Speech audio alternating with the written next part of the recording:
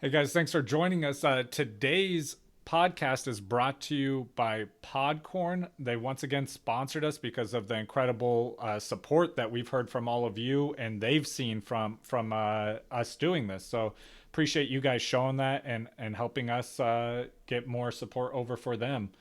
If you don't know what Podcorn is, it's an amazing website. If you're any sort of like content podcast creator, they help you find podcasts or help you find sponsors for your podcast.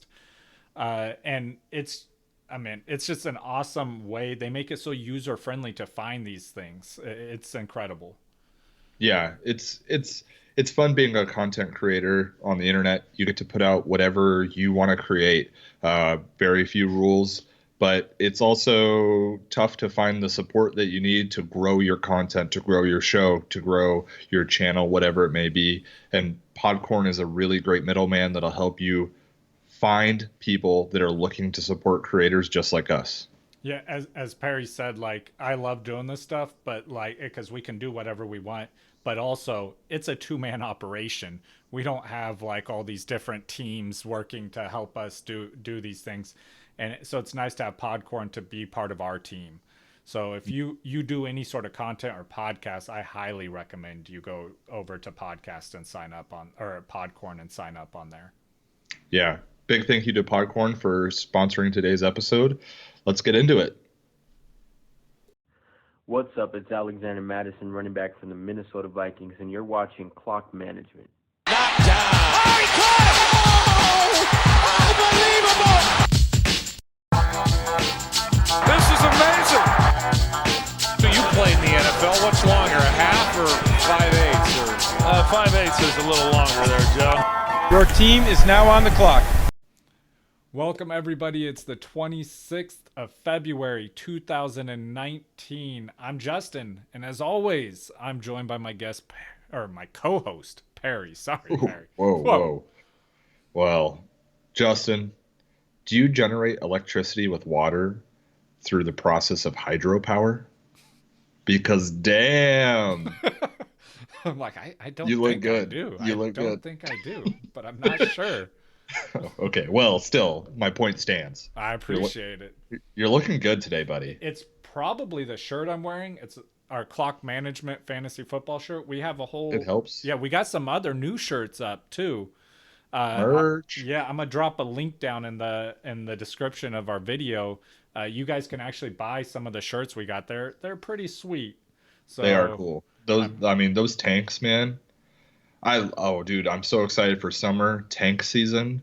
Be uh, rocking the clock management tank. I'm not even a tank guy, but I'm gonna get a tank just so I can rock it with you.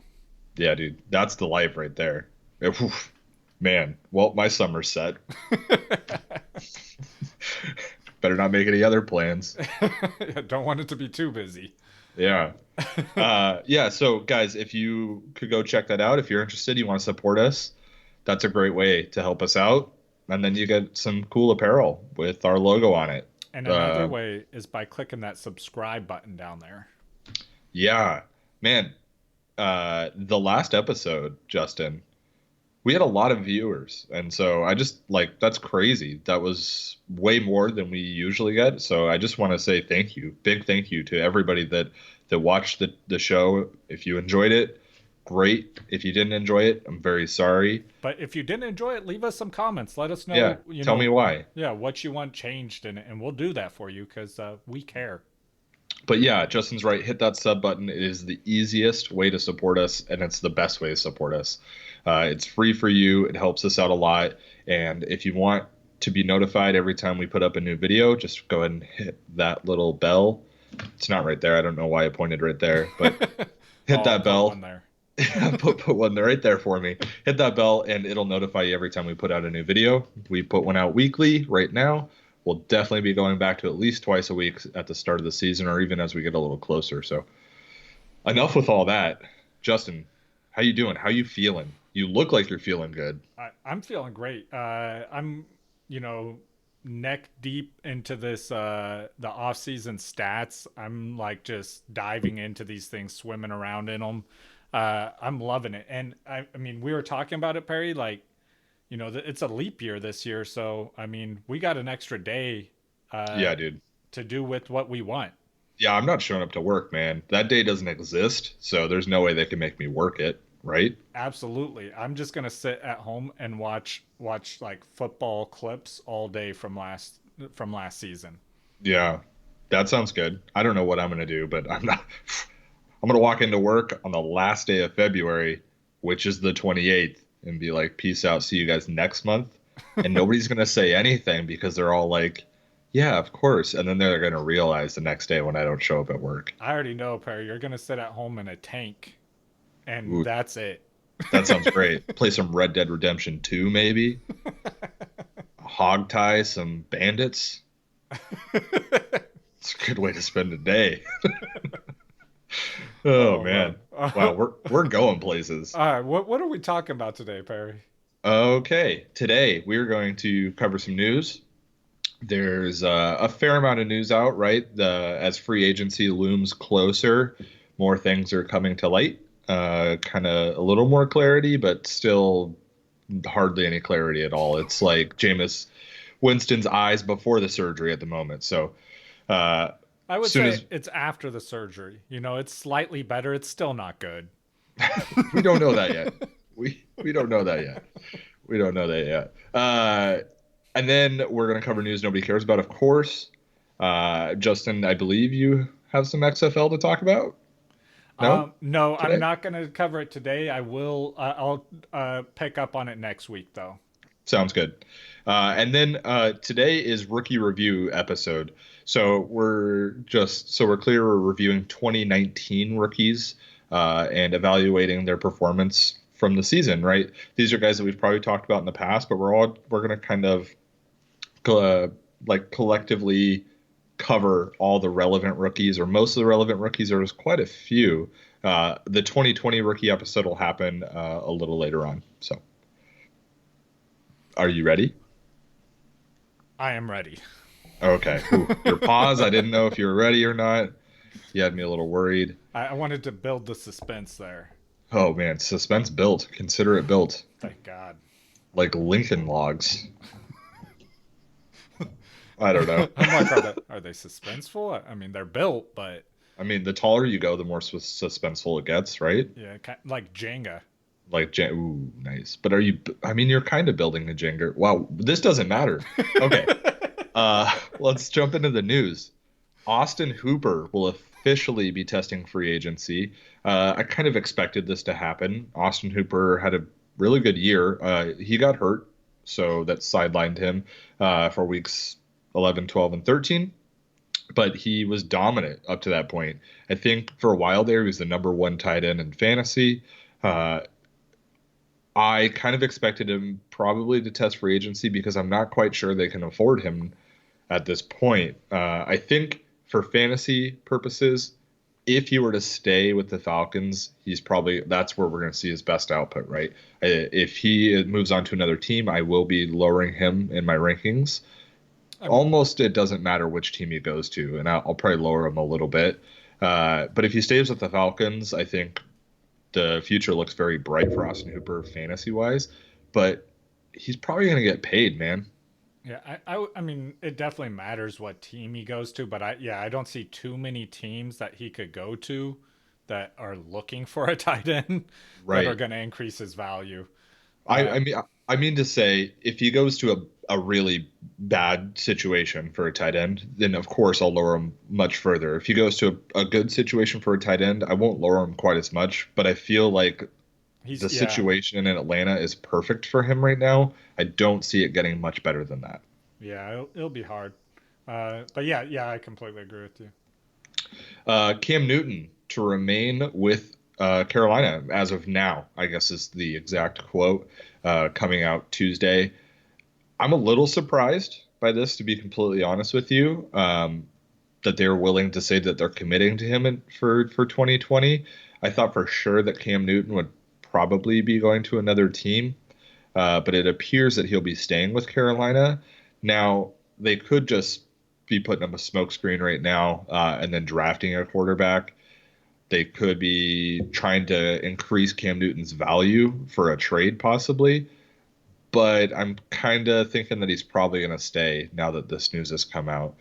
He is not cleared to play yet at all. We're still looking at a few more months before he's game time ready, but he should be able to he should be good to go for the start of the regular season, definitely. So probably make it even into training camp. Do you think this is a good thing for Cam Newton, a good thing for the Panthers? I mean, it depends where he would have went to, but I don't think I think this probably best or good for the Panthers for this season at least. Yeah. Now we'll see if he stays healthy, whether it remains good for them. It's hard to say right now if it's going to be good because he's an injury risk. Yeah. I do think this is a good thing for Christian McCaffrey for his longevity. I've expressed on this show before that I think Christian McCaffrey is amazing. I mean, clearly he showed that last season, but I am concerned about him getting injured because of how much work he's had to do on such a bad team. It's definitely good for their wide receivers there too, for fantasy Yeah. purposes. I think I agree with that. I think that's probably true. Although Cam Newton has shown that he isn't the most accurate passer in the past. Uh, but I think But I'd rather Cam, have him than Kyle yeah, Allen. yeah, I think Cam Newton's probably a better situation overall than Kyle Allen. I don't know if it's weird. I like really want to be high on Cam Newton and hyped about Cam Newton, but I just can't be right now. I hope he returns to form. I actually really do. I think that he was good for the NFL. So somebody that's not good for the NFL or just not good in general, Mitch Trubisky, will be the Bears starter in 2020 to open the season. They have general manager Ryan Pace has come out and told reporters that Mitch Trubisky is the season starter. Are you surprised? I'm surprised he came out and told reporters that. That's embarrassing. Yeah, I'm surprised that they were willing to say anything at all. Free agency hasn't even happened yet. There are a lot of good quarterbacks right now that I think that they shouldn't. They are not one of the few teams in the position where they can just say, we're good. We don't need any of these amazing free agent quarterbacks that are available. I think that they should have gone through the free agent market, maybe gone and picked somebody up, and then they could start announcing things, or gone through the NFL draft.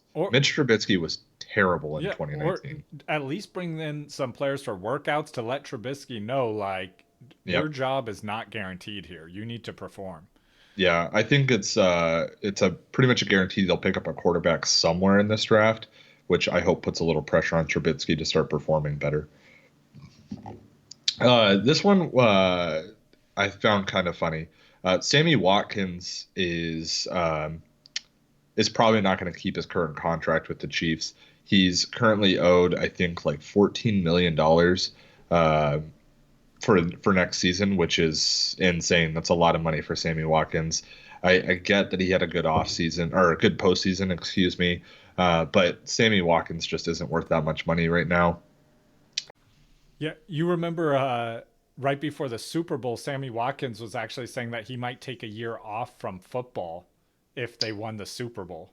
Yeah, well, yeah, he might have to. It might be a forced year at this point with Sammy. Yeah, I'm sure other teams would be interested in him, but I not for that price tag. Yeah. I don't think Sammy Watkins is bad at football, but I just don't think he can fetch that much money and realistically be a number one on a team anymore. He wasn't really a number one, although at times he had to be this year. And, I don't know, but he's only 26 years old. So, if he can get paired with a solid veteran quarterback on a contender, he might go win another one somewhere. I don't know. But if he's willing to take a pay cut with the Chiefs, I'm sure he'll stay there. But that'll kind of hurt Mecole Hartman's value, but we'll talk about him a little later in this episode. So yeah. Let's move on to Derrick Henry here.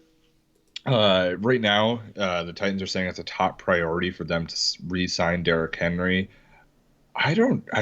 Honestly, I don't know how they can't re-sign him, to be completely honest. Now, I am not a fan of huge contracts for running backs. I just don't think that it's smart business. I don't think it's good business, right? For an NFL team to pay a running back a ton of money.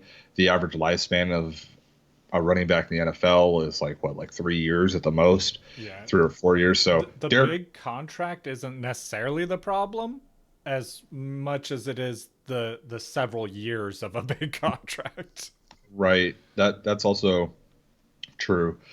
But with Derrick Henry and his situation, the Titans, like, I get it. Okay, we can talk about how well Ryan Tannehill did for as long as we want. He is a big reason why they made it as far as they did. They made it to the AFC Championship game. You can't do that with bad quarterback play. But Derrick Henry is the reason they made it there. I don't think anybody could ever argue that, right? Derrick Henry, the offensive line, and that defense. So, I mean, Derrick Henry was doing this last year too. right. So if they want to make it back there and be a legitimate contender, Derrick Henry needs to be on that team, or they need a running back that can produce like he can, and there aren't very many in the league. So it's kind of weird. It's almost a little bit like the Rams situation with Todd Gurley What if they let him go and brought in Kareem Hunt? possibly Kareem Hunt isn't really like that, like control the clock pound, like ground and pound running back, but I mean, it could work, right? If Tannehill stays in that same trajectory that he was showing us, which, I mean, we can get into Ryan Tannehill a little bit if you want. I'm not as hyped on him as everybody else seems to be. I totally agree I that he like had him. Yeah, I mean, I think he had a great season. I think he played really well. I think he deserved to be where he got. I think he totally deserved to be in that AFC Championship game. I think he deserves a contract more so than Teddy Bridgewater. Yeah, I guess we could debate that. I'd have to think about that a little bit. But I do remember that it wasn't that long ago that we were talking about him in the exact same way, but with the Dolphins, and we thought, oh, he's the guy that's going to bring the Dolphins out of, nowhere, mediocrity, and he didn't. He was terrible. So, I mean, maybe he just found the system that works for him, or maybe he didn't, and maybe he just had another good 3/4 of a season like he did when he was a Dolphin that one time. So I'm rooting for him to do well. I actually really would like to see him do well. I'm just not quite ready to anoint him as this, the next great thing that's going to lead the Titans to the Super Bowl. I think, I mean, he's great there because he doesn't have to put the team on his back, because Derrick Henry does that, and he's only half human as he's half horse. Yeah, he has horse legs. He can support that weight, which is much better because Tannehill is only human, so he will be crushed under that weight. Okay, so I'll ask you this. Okay, you can only pick one. Both Ryan Tannehill and Derrick Henry are free agents right now. Who do you sign to, let's say, for the next 2 years? Let's leave it a 2-year deal, because I know a quarterback getting a 7-year deal isn't unheard of, but you don't want to give a running back a 7-year deal. Absolutely. So for the next 2 years, who do you want if you could only have one, Derrick Henry or Ryan Tannehill? Derrick Henry.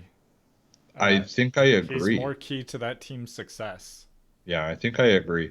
It's going to be interesting to see how that plays out, and I'm also very curious how the Titans are going to do in 2020. I don't want to sound like a Ryan Tannehill hater. I want him to do well, but I'm just not totally sold yet. Absolutely. I think he's going to do just fine, but he's going to be especially for fantasy purposes, he's going to be, their team is reliant on, like you said, clock management. What up? And defense, their defense doing good. And then just they pass the ball when they need to. Right. So he's not going to throw up any crazy fantasy numbers, but he's going to be a good quarterback. Yeah. Yeah. I think that's fair. I mean, if I were betting, I'd put 70% chance that he's totally serviceable. They make the playoffs again. But yeah, we'll see. We'll see which one they keep. If they keep both, if they can afford to keep both, we'll know here soon. So, Joe Burrow, speaking at the Combine, when asked about playing for the Bengals, he said, "I'm not going to not play. I'll play for whoever drafts me." So he's really excited about living in Cincinnati next year, it sounds like. What do you think? I did see him sign a Bengals jersey in a video recently, so I mean, at least he was willing to do. I think I appreciate his honesty, I guess, right? Like he's not coming right out and saying like I'd rather not, but he is saying, but in a way he is saying that. You know what I mean? Like he's like, I think he's just I'll trying do to what I say, have to like, do. I don't care who signs me. I'm gonna play for who, like I'm because he doesn't want to be like, I'm excited to play for the Bengals, and then the Bengals trade back and some other team drafts him, and he just feels like an idiot. I do feel like a lot of times these reporters are trying to like get these guys to talk themselves into a corner just like that. So, it sounds like he's going to play no matter where he lands. I know there is like a history of this happening, right? Eli Manning, Phillip Rivers, John Elway, guys saying, if you draft me, I'm not playing for you. And then trades were forced to happen. But I don't think this will be the case with Joe Burrow, right? No. Everybody wants that to be the case because it's exciting. Yeah, they just I want think drama. I'm pretty sure he's going to get drafted at the 101 by the Bengals, and that's where he's going to play. I tell you who doesn't want that to happen, the Bengals fans. They don't want him to force that trade to happen and that drama. Right. No kidding. Yeah. Imagine getting stuck with Andy Dalton. More. Okay. Yeah. Okay. And last piece of news I had is also from the Combine. And I think Justin's going to mention the Combine in a moment. We can talk about that then. But the one piece of important news I want to talk about is Tua receives a really positive report from Combine medical staff. Now, the reason this is important to me is because these guys aren't affiliated with him, with his school, or with any team. They literally are just like super objective, right? They are just there to tell you whether or not he's healthy. And the big concern for Tua is he healthy, right? The joke early in the season for the Dolphins was they're tanking for Tua, right? Tua's probably not going number one anymore, and it's because the injury risk and everybody's so concerned about his injuries, and Joe Burrow having an incredible season. I mean, I don't want to take anything away from him, but Tua was the guy going into 2019. So I feel like as long as he's healthy, and the reports are he's healthy this early on, this could be pretty big. He could be moving up some draft boards, and whoever does snag him is probably going to be pretty pleased if they get the guy that we saw playing in Alabama. Yeah. That's all the news, Justin. All right. Let's get in some news no one cares about. I mean, we're starting this off with a bang, Perry. The Ravens, Bradley Bozeman conquers the 72-ounce steak dinner challenge. Yeah. That's a big steak. It is. It's a big man. Well, Offensive lineman. So, I mean, I feel like this is just his everyday dinner. Oh, God. Could you imagine? That's what I imagine all offensive linemen like just having for dinner every night. I think my heart would implode. No, it would explode because there's nowhere else for it. Like, it's filled up. Your whole body's filled with steak. True. Okay, my heart would explode. The next piece of news no one cares about. Tony Romo hitting the free agency for broadcasters. Wait, did you actually look into this? So I read like the first paragraph of the article I saw on this. I thought this was just like kind of like a little joke. No, he's exploring like they basically. I mean, the headline's a joke, but he said he was talking to several because his contract's up with I believe it's CBS, so he's talking to several companies right now about going to be a broadcaster for them. I can think of a few NFL teams that should be talking to him about being an offensive coordinator. Oh. What's that? I just really want to see like some like maybe NBC like make a trade to try and move up to get him or something, clear some cap space. Yeah, they'll throw Booger in just for free, like. Yeah. Hey, we'll give the free agency Booger, and yeah, we'll pay Tony Romo whatever he wants. He's incredible. I know we've talked about him on this show, but he's incredible, man. Just he will literally tell you exactly what's going to happen in a play before it happens, and it happens just like that. Oh yeah, So often. I gained a lot of respect for him when he became a broadcaster. I've always liked Tony No, Romo. I I know never that he I was never hated him. Just like seeing his ability to do that, I was like, wow, like he really he was really understands the good. game. He was really good. Jason Garrett having a job for as long as he did, he can solely thank Tony Romo for that, in my opinion. Yeah. What else you got? All right, now we're moving into our combine news here. I got two things for that. First one, Chase Young will not work out at the combine. Perry Cooley will not work out at all today or tomorrow. Or That's about a or the combine. equal importance. Equal importance right there. I'm gonna go into this last one real quick, and then we'll talk a little more about the combine. They put out the measurements that they do prior to the combine, and Burrow has 9-inch hands. Yeah, I like. This is, you know what other Joe Burrow, quarterbacks? some of these big boys. You know what other quarterbacks have 9-inch hands?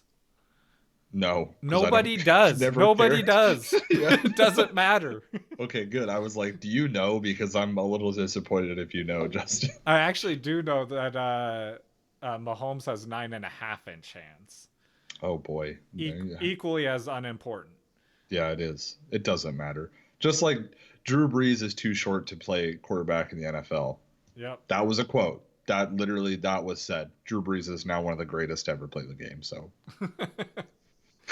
Yeah, me and Perry were talking before this. Basically all of the combine, everything that goes into it is at this point more for entertainment factor than it is for actual stats. Like, these scouts have been watching these players all season long. They know everything about them on the field where it actually matters. Like, none of this stuff really matters. How fast you can run a 40, that's fantastic. But let's see that you do it in pads with weaving through traffic and like stuff like that. Like, you're never running a 40 like that. Like, just as comfortable as you could be. yeah, all the like actual athletic things that happen in the combine don't really matter to me.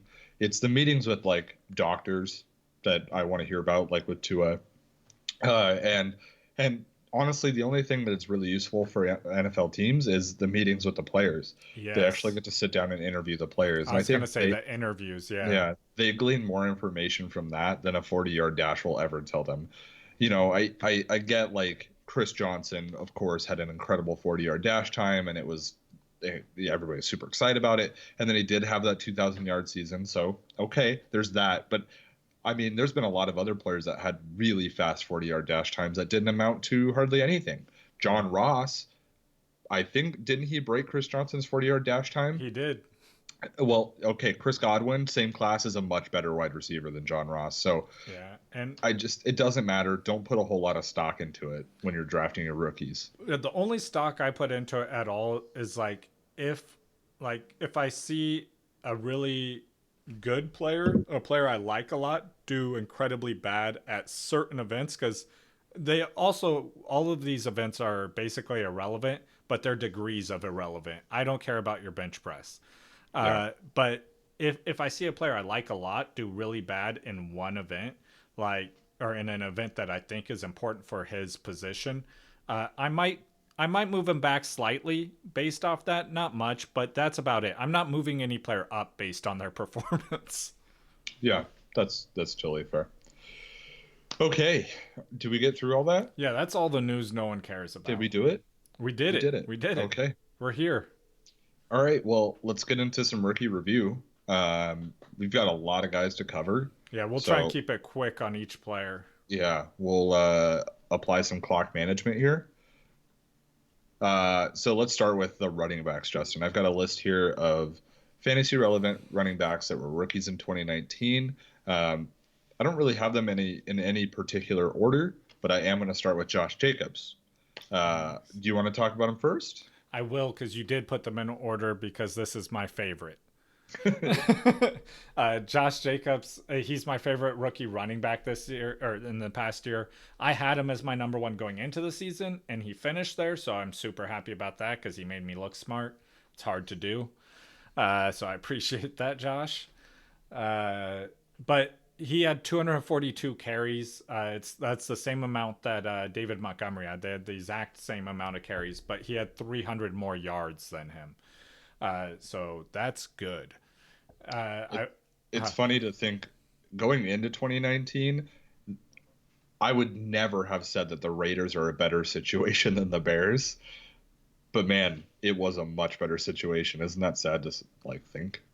Yeah, yeah. I mean, yeah, I think that's Gruden though. Gruden is like that old school coach. He does like his smash mouth football, and I felt like Josh Gordon. Wow, Josh Jacobs fit into that scheme. Mm-hmm. So I think that's why he did well there. But I would like to see him more active in the pass catching. We've talked about that briefly. He only had 27 targets. I do think he makes an improvement next year. Not a huge one though. He was a great pass catcher in college, so I have him slotted for probably double of what he did last season. I have him Now, at 40, yeah, in the so mid 40s. I had him 35 to 40. They did sign what's his name to the DeAndre extension. Washington.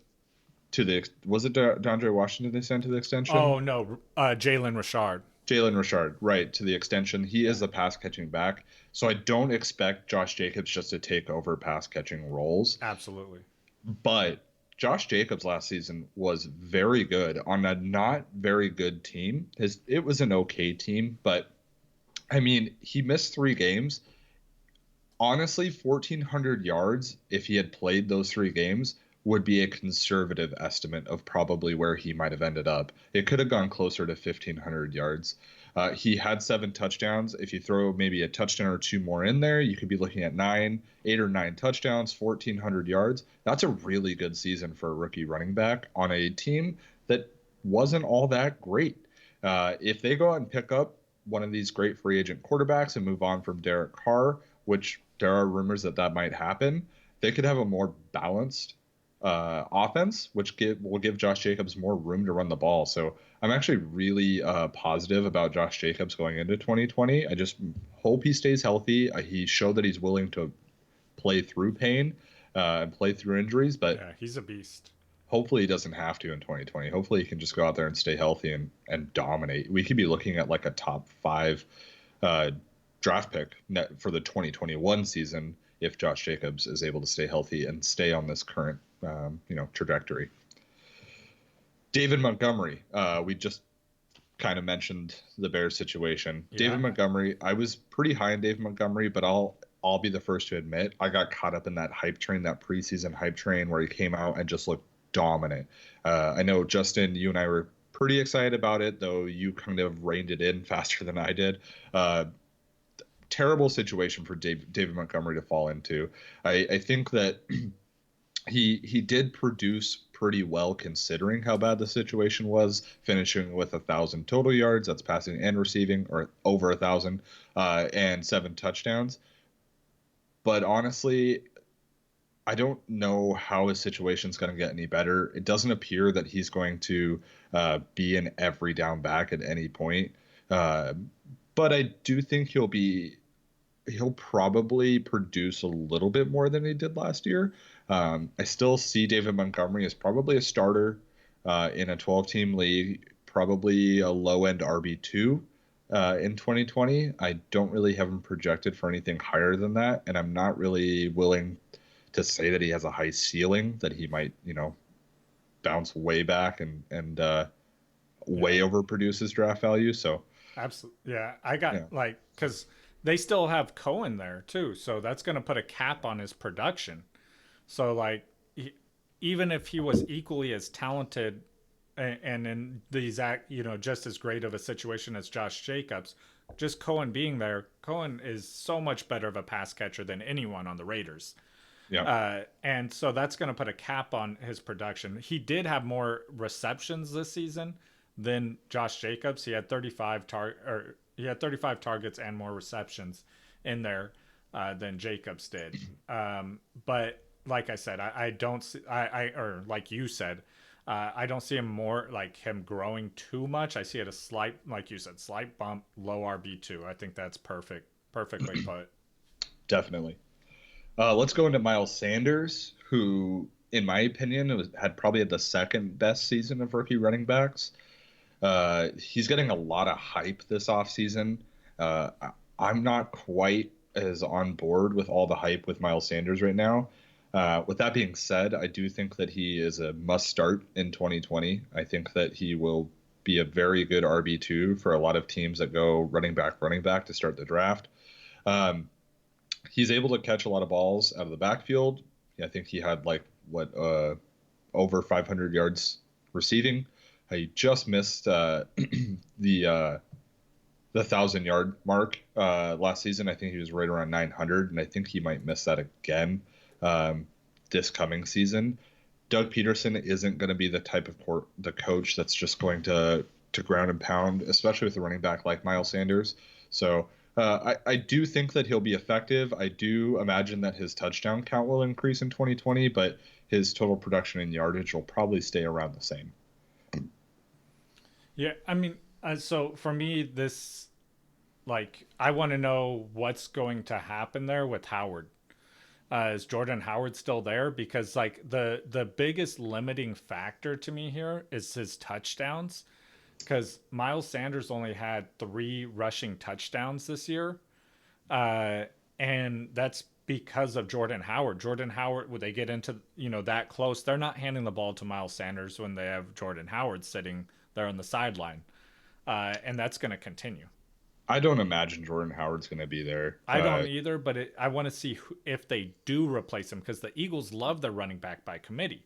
So yeah. Even if it's not Jordan Howard, is it a Jordan Howard clone? Like another similar type running back that gets those goal line carries. Yeah. Like I said, Miles Sanders isn't going to be a workhorse back in a Doug Peterson offense. It's just not going to happen. So I think out of all the running backs, he has the most potential to like skyrocket if that were to happen. I agree with you. Super talented. I think he's a great player. I think he's got a bright future. But for fantasy, I don't know if he's ever going to be that star level, top 10 running back status. So, but We'll see. We've been wrong before. Yeah. Devin Singletary. Now, a lot of people I've been reading with Devin Singletary is he came out of nowhere, which I don't really understand. No, we talked about him. We were talking about Devin Singletary. I actually thought that Devin Singletary might have the best situation to step the best situation. He also had I liked his talent more than most of the other rookie running backs. I thought that he might be able to become kind of a LaShawn McCoy type player. And LaShawn McCoy is on his team actually in 2019, which is funny. Not anymore though. But Devin Singletary, I don't think he came out of nowhere. I fully expected him to play well, and he did play well. But I do expect them to go out and pick up somebody to work the goal line a little bit. So I think that he's going to have probably high yardage numbers and probably low touchdown numbers, unless he gets a lot of touchdowns from outside the 20, which, it's hard to predict that. I would never try and predict that or put money on that. But, we were just talking about Jordan Howard. I think this would be a great place for Jordan Howard to land, take over that goal line work, and everybody that owns Devin Singletary is going to be pretty upset about it if that happens. Yeah. No, Devin Singletary, I really like him. He started, like you said, we talked about him in a great situation because he came in the league behind two over 33-year-old running backs. Mm-hmm. And both of them are not on that team anymore. So as of right now, he's their starting running back. So if that stays, he's in a great position. I think he'll be a low or a high-end RB2 for this season if that does not change, if they don't bring in that other running back. He doesn't fumble the ball. He has a great average on his yards. So these are those are great things for a young running back to have. He reminds me of Mark Ingram when Mark Ingram was on the Saints pre-Kamara. So, and I loved, I loved Ingram. Marking. Yeah, Yeah. during those days, I know in our league I always had him. Yeah, you owned him a lot. Yeah, so that I like that type of guy. He's a workhorse back, and like he gets good yards. He's gonna be super dependable for fantasy, like week to week. Yeah, yeah. Let's move on to Alexander Madison. Obviously, you and I are big fans of Alexander Madison. He's been introducing the show for a long time now. Yeah. We've been hyping him up for a long time now. Alexander Madison, I stand by everything I've said. I think that he's an incredible player. He's a really good talent. And just a fantastic human being.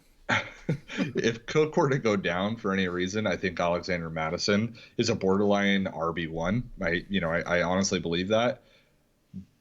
But with all that being said, Cook is still there. Dalvin Cook is there. He's healthy. He's playing. And any day that Dalvin Cook is healthy is a day that Alexander Madison is not really that fantasy relevant other than a handcuff. So while he had flashes of brilliance in 2019, the one time when Dalvin Cook was hurt, Alexander Madison was also hurt, and we didn't get to see him fully take over for those 3 games. So, so unfortunately, that's how it played out. And if Dalvin Cook is healthy, like I said, Alexander Madison probably isn't being started in 90% of leagues. So. But I'm going to continue to tell all of you, if you own Dalvin Cook, own Alexander Madison, because Dalvin Cook does get injured. Like, I love Dalvin Cook. I had him ranked super high last year, and I was preaching keeping Alexander Madison. I know that didn't pan out last year, but the Cook did. So now do that again, because if Cook goes down, you're going to really be happy you have Madison. Yeah, probably one of the best, if not the best handcuff in the NFL right now. So those are all the rookie running backs from 2019 that we're going to talk about. We're going to jump into the wide receivers now. Again, no particular order with these, just how I listed them. So we're going to start with DK Metcalf, wide receiver for the Seattle Seahawks. DK Metcalf came into the league. He was considered raw. He was a raw receiver. He literally just an athletic specimen that he was considered ripped. Yeah. He just, he did well in college, but he wasn't able to run a full route tree just yet. He also got his knee scoped 2 weeks before the season started. So he really was starting on his back foot there. But I mean, he really stepped up. Finished the season with 900 receiving yards, found the end zone, 7 times? I can pull that up just to be sure. Found the end zone 7 times. Yep. Man, I'm really good at this game. DK Metcalf, there's a lot of talk about all these rookie wide receivers this season. He might be my favorite. I haven't fully committed in any direction yet, and we'll be talking about a lot of them here on this show, but I really think DK Metcalf has a super bright future, and at the moment, I'm calling him the receiver to own in Seattle. No disrespect, to the other receivers there, but DK Metcalf, man, he looks so good, and the amount that he improved over 2019, if that can, include an entire offseason, getting to practice with Russell Wilson, getting to work with that offense. I honestly think DK Metcalf is 1,000 yards next season, easy. The 100 targets he got this season, only getting 58 of them caught that's not a good thing, but I imagine that's going to get better. I can only imagine that gets better. And if same amount of targets, catches 10 more balls, 15 more balls, he's over 1,000 yards easy. So, yeah, I'm pretty high on DK Metcalf right now. Yeah, I agree with you. DK is, like, out of the list, that he's my favorite one as well. I'm even more bullish. I think he's going to go over 1,200 yards and maybe even higher than that. Like we spoke about him a couple episodes ago. I don't even know if we were recording when we spoke about him, but I remember me and you were talking. But yeah, I like all those things are great. They said he had poor route running, and what better team for him to go to than team where plays are constantly breaking down and it's what you do after you run your route that matters. Right. And he's a deep threat, and I think that's kind of why his catch percentage. I'm gonna look more into like deep dive into these stats, but I think that might be why his catch percentage wasn't that high, because like it's harder to complete a pass for 50 yards than it is a pass for 10 yards. Yeah. So I think that might play into it. But I would like to see that come up because the other receiver on that team doesn't seem to have a problem with that. Yeah. Really high in DK Metcalf. I'm excited for this offseason just to kind of evaluate him a little more. But let's move on. Deebo Samuel. I'm going to let you take this one, Justin, because he's a Niner.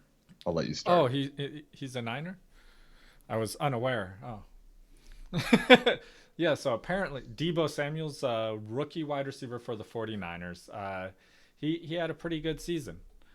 I love Deebo Samuels. It's Samuel. Whatever. Everyone throws an S on the end of my last name. He's getting one too. But also, as a football fan, I like him. And as a fantasy analyst, I like him as well because he has incredible yards after the catch. He's hard to tackle. He doesn't go down from one defender almost ever. And Kyle Shanahan likes to get him the ball in creative ways. They do end arounds to him. They do what's it called? The screen pass it, wide receiver screens to him. And I really like him. He's probably my second favorite wide receiver on this third favorite wide receiver on this list. I think his ceiling could rival DK's, but his floor is much lower than DK's. So that's why obviously DK's my favorite, but I think you still have some question marks in the San Francisco wide receiver core that are definitely going to change his value in this. So I got to see what happens there. Yeah, I do like Deebo Samuel a lot, so I just want to make that clear. I do think that the hype surrounding Deebo right now is a little too high. In fact, of the rookie wide receivers, I think that he's the most likely to be a bust just because where he's being drafted. I think he'll still have a productive season. I think he'll improve on his numbers from last season. I don't think he's going to have 3 rushing touchdowns again, but I imagine he'll have more than 3 passing or receiving touchdowns. So I think that Deebo will probably have a great season, but I think his draft capital right now is too high, considering he's on a team that doesn't, they're there to run the ball and control the clock. So I think his draft capital is just too high for me to go ahead and pick him up in 2020. But if he were to fall down draft boards, I would be happy to own him as, my third wide receiver probably. I don't know if I'm prepared to slot him as my second wide receiver, though, which is where he's being drafted currently. So yeah, he also he had an incredibly high catch percentage. He was in the top 5% of the NFL or wide receivers, which that's great. But I think part of that was because they're doing screenplays and these creative plays that were very short, sure thing passes. Right. Okay, let's move on to the next guy on the list here. We got Marquise Brown, Hollywood Brown, wide receiver for the Ravens. Exploded onto the season. Then just kind of stopped. What happened? Is he relevant, Justin, or was this just kind of a flash in the pan? Well, with Hollywood, I think that's exactly what you're gonna get with him. I think he reminds me of a Djax back when he first came out.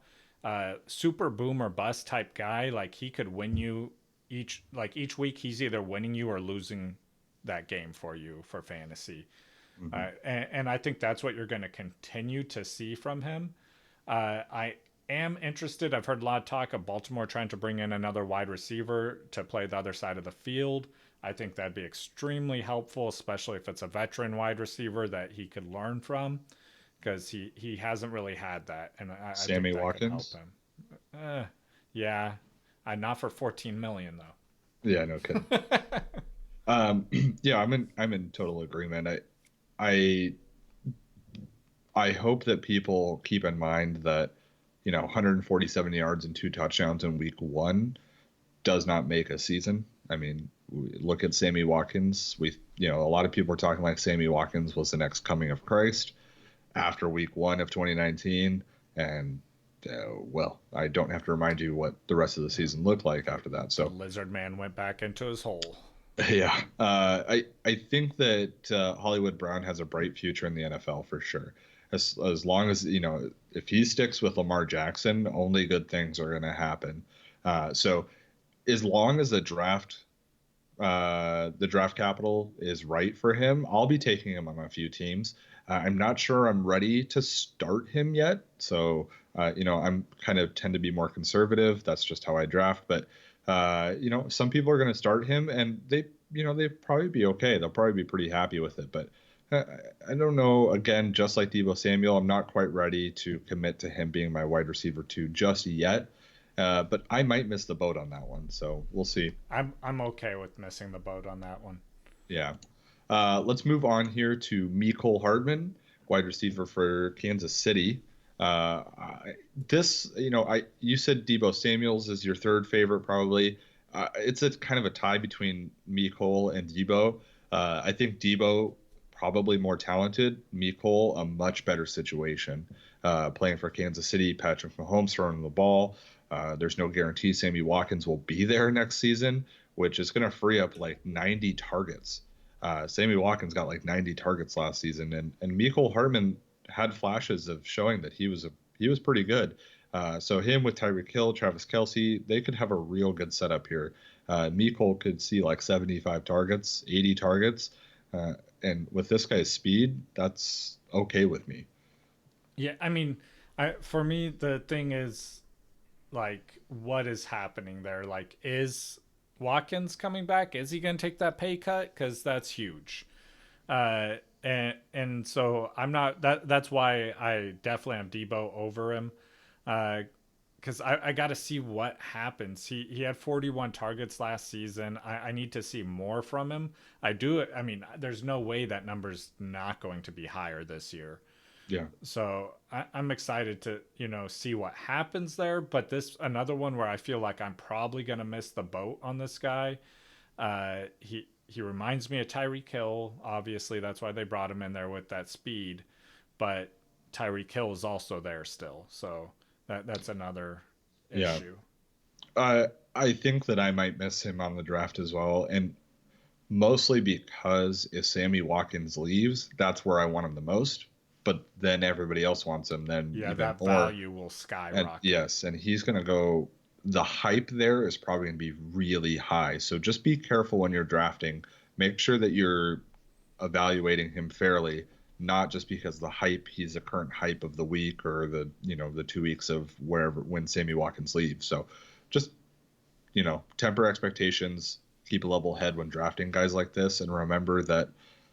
You don't want to overpay just because he's the new hotness at the moment. So we've got 2 more on the list here. 3 more on the list, excuse me.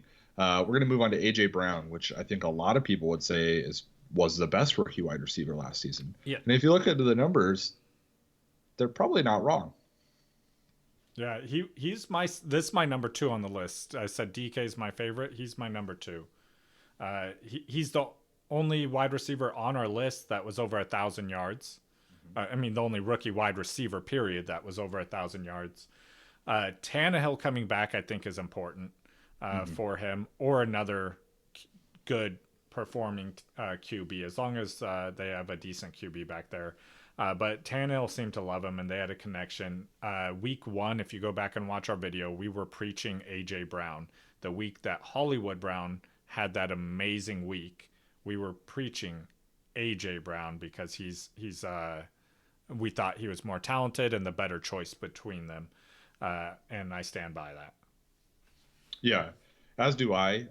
Looking at his numbers, there's a few things that stand out to me that make me a little concerned, and that's why I have DK ahead of him as well. But it's a pretty close margin.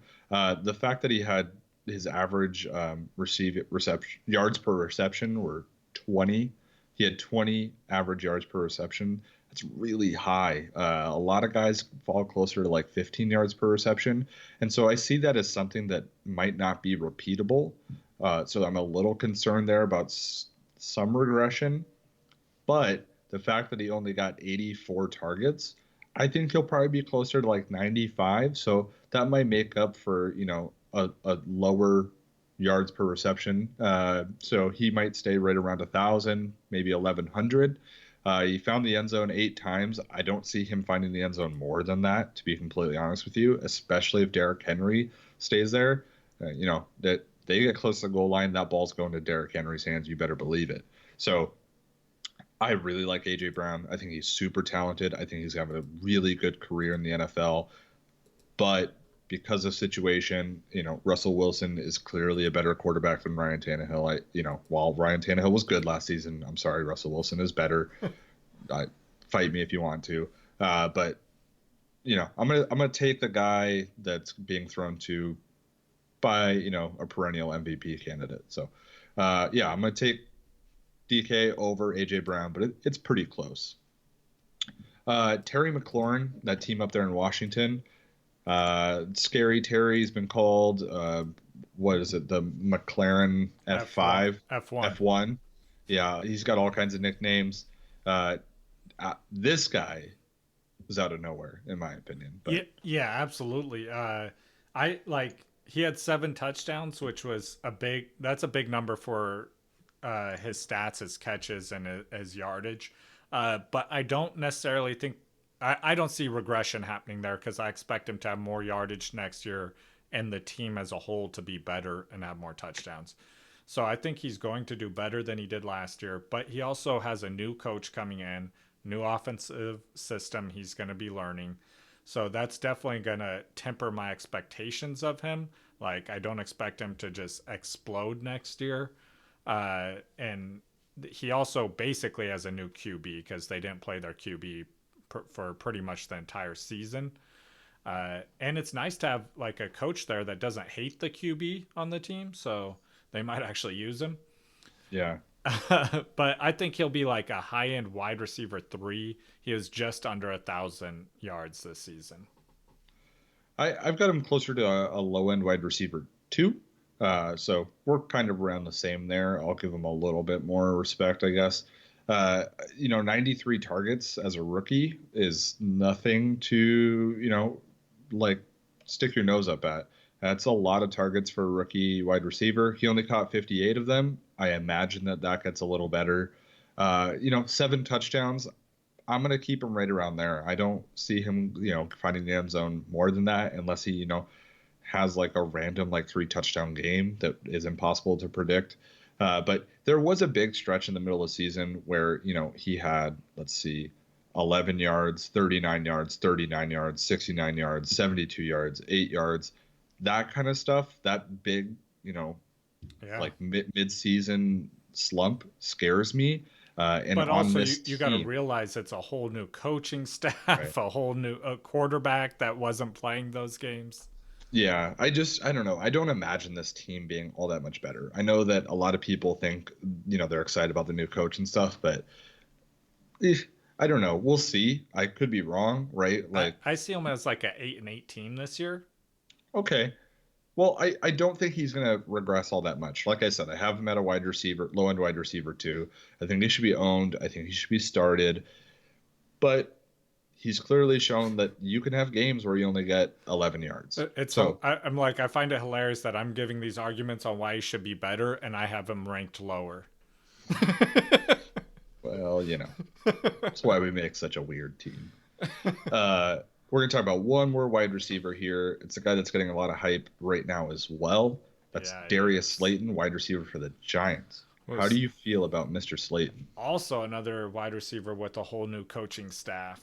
And their quarterback there is less than ideal, but it always has for New York. So they've had the worst Manning brothers. So. Shots fired. But no, I think he'll be a decent wide receiver, taking a slight step up. But as I expect New York to get some O-line help, so that's pending them actually getting some help on the O-line. If that doesn't happen, then I see him regressing. So I'm not as hyped on him as most other people are. I usually don't follow those hype trains like that. I'm not moving him based on where I see other people putting him on their rankings. I don't have him that high currently, and I'm fine with that. Uh, I have Daniel Jones as an extremely high ceiling quarterback with an extremely low floor. Uh, and I kind of feel the same way about Darius Slayton. I think he has an extremely high ceiling and an extremely low floor. I like him a lot for DFS. I don't really want to rely on him week to week in a redraft league or, a PPR league even. He just doesn't get the targets that I'm hoping for and doesn't really come down with the receptions either. So, he had, what is it, 2 touchdown games this season. That's why I really like him for DFS.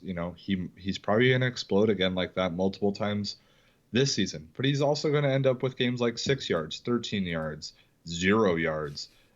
So, he's a kind of a boom bust guy. He's on a team. He's a number 2 receiver on a team with 3 number 2 receivers. If that makes if that makes sense. There's no clear number 1 there, and maybe this will be the season where he kind of makes his mark as the number 1 receiver. But Sterling Shepard's been there for a while, and Sterling Shepard's not bad. So I don't know if there's room for him to make that leap forward. And to be honest, he's the 4th target, like the 4th look, right? Saquon's got to be ahead of him. Yeah, Ingram's got to be ahead of him. 5th look, I don't know. So there's just not a whole lot of room for him there, in my opinion. But let's move on to some quarterbacks. Let's do it. First rookie quarterback I want to talk about. He's number 1 on my list. Kyler Murray, quarterback for the Cardinals. How are you feeling about Kyler Murray's performance in 2019? He's definitely number 1 on my list. I'm hyped on Kyler Murray. He had 3,700 yards passing, 500 yards rushing, 20 touchdowns last season. He did have 12 interceptions. That's not a good number. But, I mean, I think that he's going to be better because every week you watched him, he was taking massive leaps forward in his decision making and just ability on the field. From week 1 to week 6, just looking at the difference in player you see, it's a completely different player. Week 1, I remember everyone was ready to label him a bust. So, I mean, I'm already sold on him for next year. He's going to be playing like a 10-year vet at that point with the amount of experience he gained in 1 season. So I'm excited for him. I think that he is going to be a top 5 quarterback with a potential to be like a Lamar Jackson this year. Yeah, I don't know. I don't like to predict those huge of performances like Lamar Jackson. But I do think that he has a similar skill set. I think a lot of the same same things that people were saying about Lamar Jackson, as in he's not really a very good passer and that sort of thing. Some people were saying that about Kyler Murray, which is surprising because he was a baseball prospect as well. The guy's an incredible passer. I think he's shown that. His height, he got a lot of flack for that, which I think is total BS. Russell Wilson, Drew Brees, both short quarterbacks, both great quarterbacks, great passers. So I'm really high on Kyler Murray. Unfortunately, I probably won't own him because he's going to go earlier in the draft than I can afford to pay for him. But I do expect Kyler Murray to perform very, very well this season. If he ended as a top 3 quarterback in fantasy, I don't think anybody would be really surprised. I imagine that his touchdown count's going to go way up, probably closer to 30 touchdowns, to be completely honest with you. That interception number might stay about the same, 10 to 12 interceptions. But a 3-to-1 touchdown interception ratio isn't that bad if we were able to land there. And then the rushing. This is where it really matters. The guy had 544 yards rushing. In fantasy, that's incredibly valuable. It's the cheat button for fantasy and quarterbacks. Rushing is worth so much. It's worth too much, to be completely honest. But I think that we could see him close to 700 yards rushing. So I like Kyler Murray a lot. Yeah, I'm completely on board with you. The next quarterback we got on our list is Gardner Minshew, Beowulf. What you think about him? Yeah, I mean, I don't know if he's going to be the starter. I like him. I think he's exciting. I think he's fun to watch. I think he's way better than where he was drafted in the NFL draft. But I don't know if he's going to start next season. I hope he does because I don't think Nick Foles is all that good. But Yeah, that's all I can say. I don't really have a that, whole lot else I can add. that's my exact note on there. I don't know if he's the starter, so he's not high on my list. He also only completed 60% of his passes. Not great. Yeah. Daniel Jones. Daniel Jones, like I said, I think he has a very, very high ceiling. He's shown that last season multiple times, having huge games, big 4 touchdown performances. I think Daniel Jones probably gets a little better. I actually like Daniel Jones quite a bit. In 2 quarterback leagues, I would be totally okay with Daniel Jones being my second quarterback, super flex leagues, that sort of thing. So I'm not as hyped on him because of the fumbling. He fumbled 18 times, and then Jason Garrett coming in. I'm not thrilled with that as the offensive coordinator. I think he'll do a decent job, but I don't expect like a huge leap out of Daniel Jones after with Jason Garrett coming in. I actually like Jason Garrett for Daniel Jones. Jason Garrett did really well. Dak Prescott did really well with Tony Romo. He has a track record of great quarterbacks. So I understand that. I just think that he was more a beneficiary of the quarterbacks than they were of him. this will be a good test to find out. Yeah. Let's move on here. Dwayne Haskins. What do you think of Dwayne Haskins? I think we're gonna see a huge like leap forward in him. He only started, I believe, 5 games? I believe he started. I missed it in my notes. But yeah, he only started 5 games this season. He was under 60% completions in those 5 games, threw 7 interceptions, and had the lowest TD percent of any of the guys on our list. Most interception percent. I think he's going to have a huge improvement. That being said, that's a lot to improve on. So I don't have him ranked very high in my rankings. I really don't have a whole lot else to add. I agree. I don't think he's really all that fantasy relevant.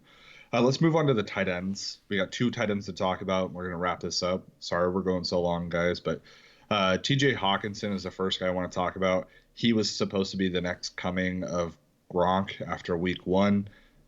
Turns out he wasn't in 2019. Do you expect improvement in 2020? I absolutely expect improvement. He's a tight end. They don't break out in their rookie years generally, almost ever.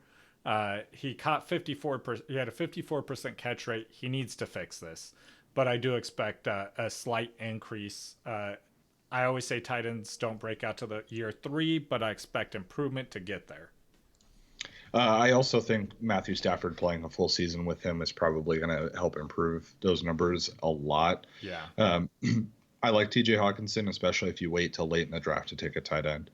Noah Fant, a lot of hype around Noah Fant right now. He's ranked pretty high. I think he's ranked as like the number 10 tight end currently. Yeah. So how do you feel about Noah Fant with Drew Lock? I think it's justified, his ranking.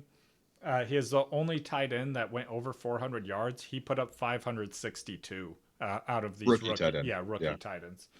I think that's going to increase in production with another year there with Drew Lock, because I expect Drew Lock to get better.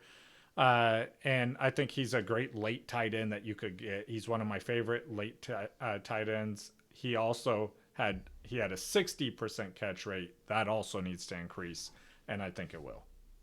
Yeah, I think I'm looking at right around 700 yards, 5 touchdowns for Noah Fant, which would be a marked increase for him. Unfortunately, he's on a team that's probably not going to have a super great offense, which is tough for me to say as a Broncos fan, but it's the truth. So, but I think Noah Fant's probably going to be the number 2 target on that team behind Cortland Sutton. So that's great. It's a great situation for him. I think that he'll be good next year and even better the following year.